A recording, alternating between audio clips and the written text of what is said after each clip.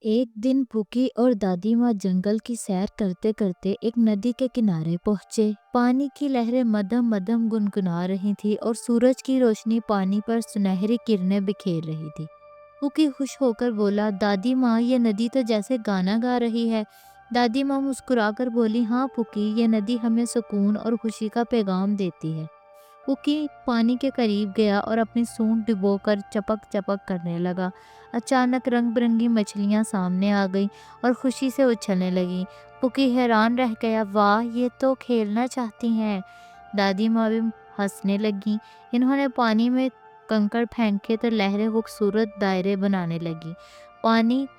پھوکی نے خوشی سے کہا، یہ ندی تو جیسے ہماری دوست بن گئی ہے۔